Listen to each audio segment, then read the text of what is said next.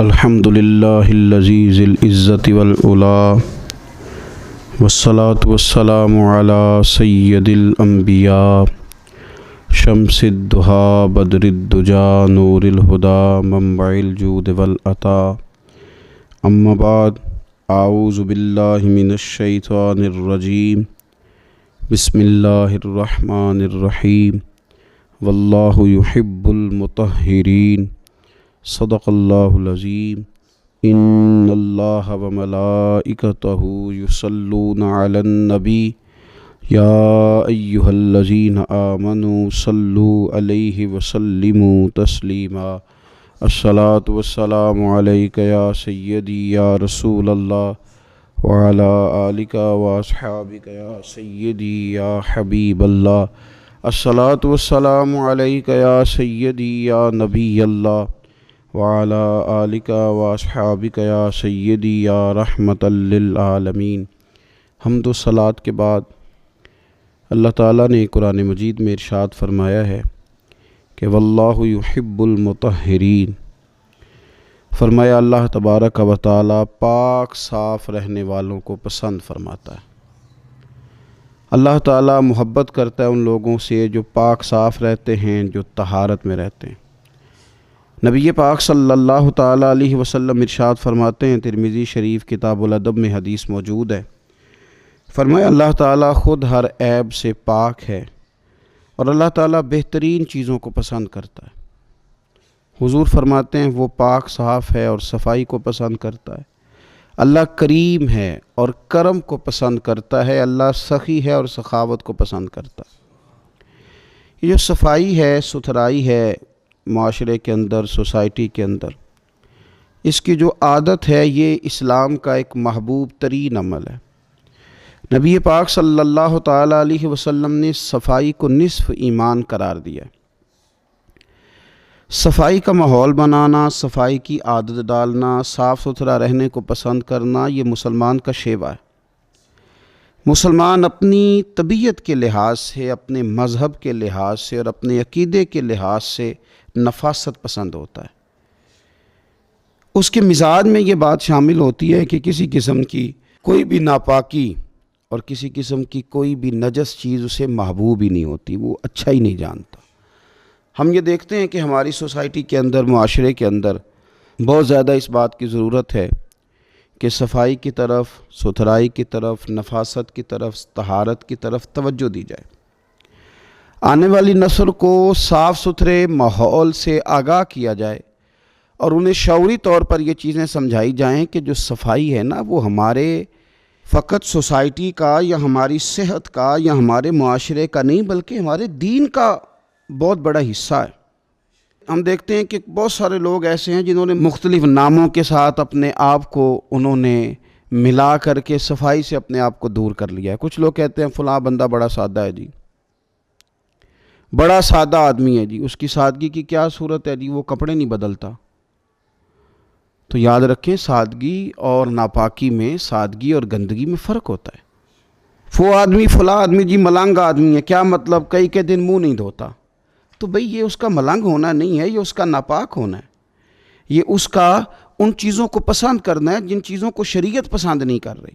دیکھیں رسول پاک صلی اللہ تعالیٰ علیہ وسلم کی زندگی میں جو چیزیں ہمیں بڑی زیادہ ملتی ہیں وہ یہ ہیں کہ حضور کا لباس سب سے زیادہ سادہ لیکن سب سے زیادہ پاک صاف، سب سے زیادہ نفاست والا، سب سے زیادہ حسین۔ آپ سادے کپڑے پہنیں لیکن صاف ستھرے پہنیں۔ آپ اپنی زندگی میں اٹھنے بیٹھنے میں سادگی کو اختیار کریں گے، لیکن پاکیزگی تو جزو ایمان ہے، پاکیزگی تو حسن ہے۔ ہم اپنی آنے والی نسل کو، آنے والے لوگوں کو یہ بات سمجھانا چاہتے ہیں کہ ایک تو پاکیزگی کے ساتھ زندگی مینج ہو جاتی ہے، مرتب ہو جاتی ہے، آپ ایک ترتیب کے ساتھ وقت گزارنے لگتے ہیں۔ آپ دفتر سے واپس آتے ہیں تو اگر آپ نے کپڑے اتار کر کے پھینک دیے، جوتے اتار کر کے پھینک دیے، تو وہ عادت بچوں کے اندر تبدیل ہو جاتی ہے۔ وہ بھی اسکول سے لوٹ کر کے آتے ہیں تو بیگ کو سمیٹ کر نہیں رکھتے، اسکول کے یونیفارم کو کسی مناسب جگہ پہ نہیں رکھتے۔ وہ پھر کیا کرتے ہیں کہ وہ بھی ہر چیز کو اسی طرح پھینکنے کے عادی ہو جاتے، نفاست پسند نہیں رہتے۔ صفائی ستھرائی نفاست پسندی یہ دین ہے۔ میرے رسول کریم صلی اللہ تعالیٰ علیہ وآلہ وسلم نے صفائی پر خاص توجہ دی۔ آپ دیکھیے حضور صلی اللہ علیہ وسلم کو اللہ تبارک و تعالیٰ نے جو وجود دیا تھا اس میں سے خوشبو آتی تھی۔ حضور کے جسم نور پر مکھی نہیں بیٹھتی تھی۔ نبی پاک علیہ السلام تو جب دنیا میں تشریف لائے تو رب کریم نے اس وقت ہی محبوب کو سجا سنوار کے بھیجا تھا۔ سارا حسن، ساری تمانیت، سارا کچھ اللہ تعالیٰ نے اپنے محبوب علیہ السلام کو عطا کیا، لیکن دنیا میں ہماری تربیت کے لیے اللہ کے محبوب صلی اللہ تعالیٰ علیہ وسلم ہمیشہ پاک صاف رہنے کو پسند کرتے، تلقین کرتے حضور صفائی کی۔ کھانے سے پہلے ہاتھ دھوتے حضور، کھانے کے بعد ہاتھوں کو دھوتے نبی پاک صلی اللہ علیہ وسلم، ہر نماز کے لیے تازہ وضو کرتے، ہر وضو میں حضور مسواک کو استعمال کرتے۔ حضور صلی اللہ تعالیٰ علیہ وسلم کے جسم سے مستقل خوشبو آتی تھی، پھر بھی حضور خوشبو کو پسند کرتے۔ نبی پاک علیہ السلام کنگا کرتے، رسول پاک صلی اللہ علیہ وسلم سر پر تیل لگاتے۔ نبی پاک صلی اللہ تعالیٰ علیہ وآلہ وسلم نے تو اس وقت بھی، اس وقت حضور کے وصال ظاہری کا وقت تھا، اس وقت بھی حضور نے مسواک کو پسند فرمایا۔ نبی پاک صلی اللہ تعالیٰ علیہ وآلہ وسلم کی طبیعت پر محسوس ہوتا تھا کہ کسی شخص کی جو کپڑوں پر تھوڑا میل کچیل ہے یا اس کی طبیعت پر کوئی ایسی چیز ہے تو حضور اس کو ناپسند کرتے۔ اگر کسی کا لباس حضور میلا دیکھتے نا، کبھی لباس میلا دیکھتے تو مسند امام احمد بن حنبل میں موجود ہے، حضور فرماتے کیا اس کے پاس کوئی ایسی چیز نہیں تھی جس سے یہ اپنے کپڑوں کو دھو لیتا؟ کہ ایسا نہیں تھا یہ اپنے آپ کو صاف کر لیتا؟ تو نفاست پسند ہونا، طہارت کو پسند کرنا، صاف ستھرا لباس زیب تن کرنا، اچھے طریقوں کے ساتھ اپنے وقت کو گزارنا اور صفائی کو محبوب رکھنا، یعنی شوق پیدا کرنا۔ ہمارے بہت سارے لوگ ایسے ہیں کہ وہ صفائی قانون سمجھ کے تو کسی وقت کر لیتے ہیں لیکن اپنی طبیعت کا حصہ نہیں بناتے، اپنے مزاج میں صفائی کو شامل نہیں کرتے۔ یعنی قانون اگر ہے نا کہ صفائی کرنی ہے، قانون کسی جگہ کا ہے، کسی جگہ کسی آفس میں کسی دفتر میں وہ چلے گئے ہیں تو وہاں یہ ماحول ہے کہ یہاں کوئی چیز نہیں پھینکنی، آپ نے ڈسٹ بین پڑی ہے اس میں پھینکنی، تو وہاں کے قانون کو فالو کر لیں گے اور وہاں وہ حرکت نہیں کریں گے۔ کسی ملک میں چلے گئے جس کا قانون یہ ہے کہ آپ کو ریپر زمین پہ نہیں پھینکنا، آپ کو جگہ جگہ پہ تھوکنا نہیں ہے، تو وہ اس قانون کو تو وقتی طور پہ فالو کر لیتے ہیں لیکن اس صفائی کو اپنے مزاج کا حصہ نہیں بناتے۔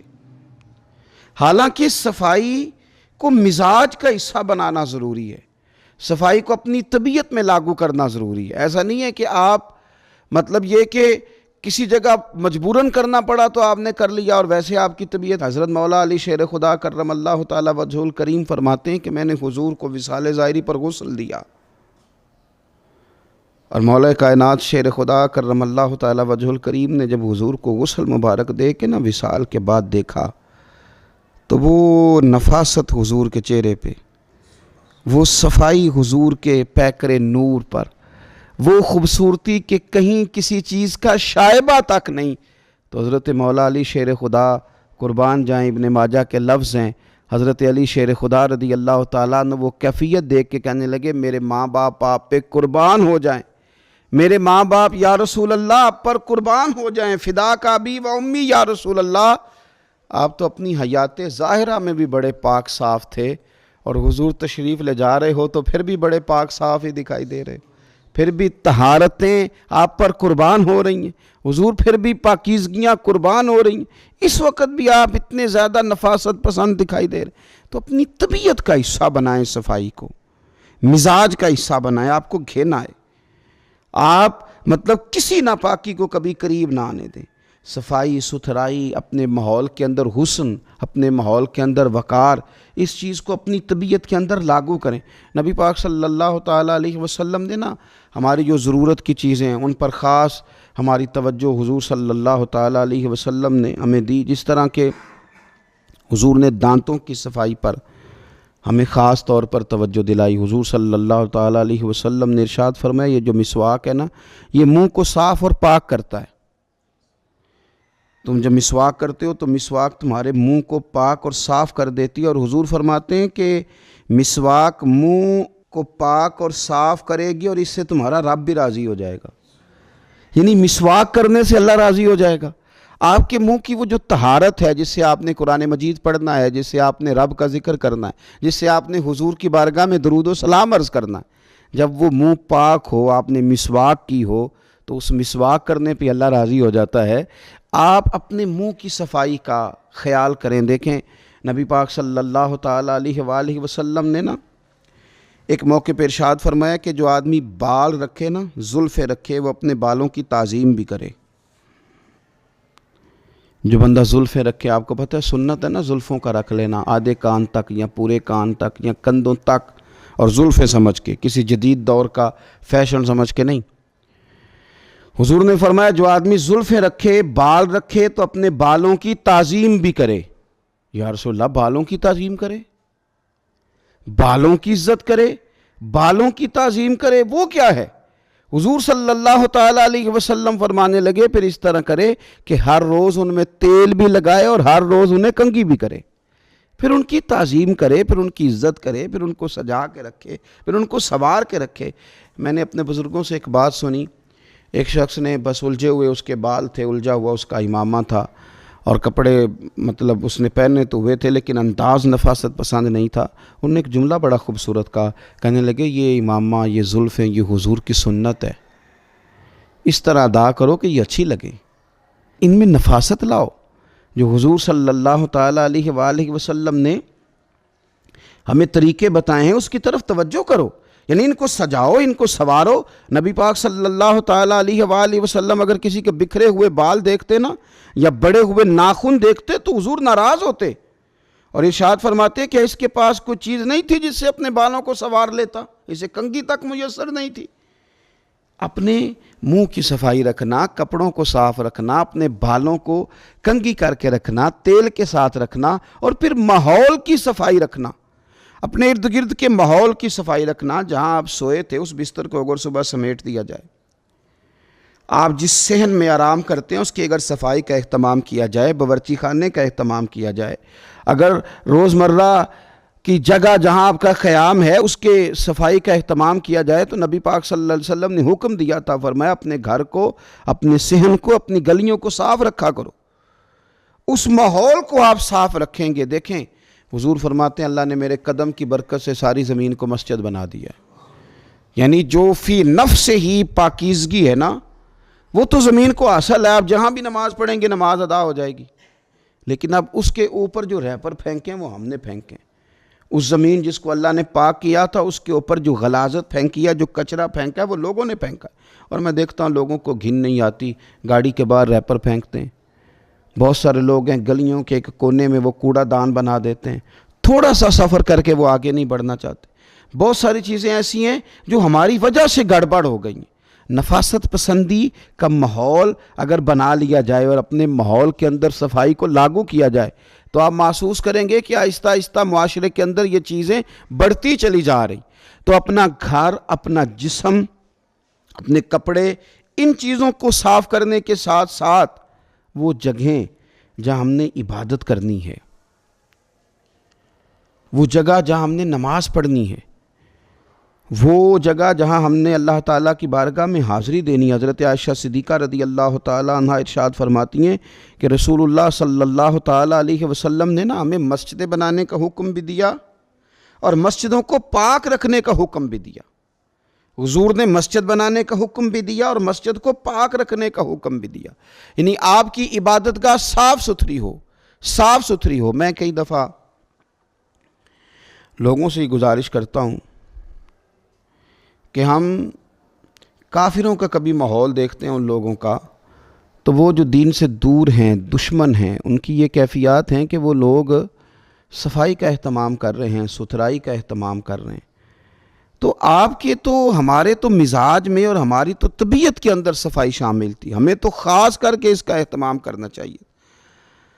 ہماری مساجد کے باتھ روم بھی اگر صاف نہ ہوں اور ہمارے وہ جگہ جہاں سے ہم نے طہارت کا بندوبست کرنا ہے، ہماری وہ جگہ جہاں ہم نے وضو کرنا ہے وہی اگر صاف نہ ہو تو پھر ہم نے غیروں کو کیا پیغام دیا کہ وہ جگہ جہاں ہم عبادت کے لیے آئے ہیں اس کو بھی ہم صاف نہیں کر سکے۔ ہمارے یہاں کچھ لوگ آتے ہیں مسجد کی صفائی کے لیے، لیکن وہ آ کے مولوی صاحب کو، قاری صاحب کو، امام صاحب کو کہتے ہیں کہ صفائی نہیں ہوئی مسجد کی، اور ساتھ پھر ایک وہ حکمت بھی بیان کرتے ہیں، کہتے ہیں آپ نے کون سا خود کرنی ہے، بچوں سے کرانی تھی، کرا دینی چاہیے تھی۔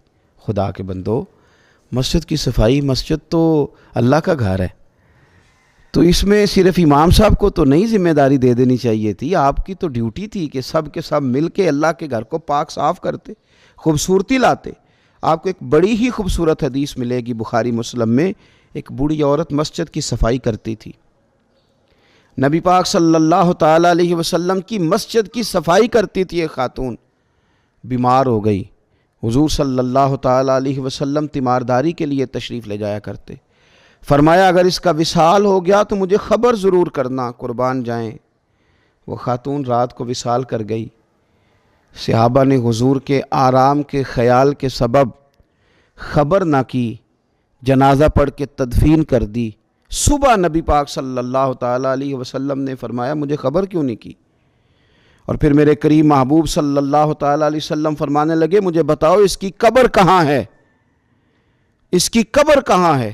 تو جب صحابہ کرام علیہم رضوان نے بتایا کہ یا رسول اللہ صلی اللہ تعالیٰ علیہ وسلم یہاں قبر ہے، تو نبی پاک صلی اللہ تعالیٰ علیہ وسلم نے حضور ان کی قبر پہ تشریف لے گئے۔ ویسے تو کسی کا دوسرا جنازہ جائز نہیں، لیکن نبی پاک صلی اللہ تعالیٰ علیہ وسلم کو اللہ نے خصوصی اختیار دیا ہے نا، اور پھر وارث نے نہ پڑھا ہو تو دوسرا جنازہ جائز ہے، اور حضور تو وارث ہے نا، ولی ہے ساری امت کے۔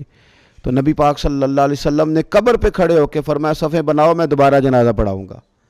ایک تو اس کی قبر پہ جانا اس کے لیے کتنا بڑا اعزاز ہے، اور پھر حضور نے دوبارہ جنازہ پڑھایا، کیوں؟ اس لیے کہ یہ خاتون مسجد کی صفائی کرتی تھی۔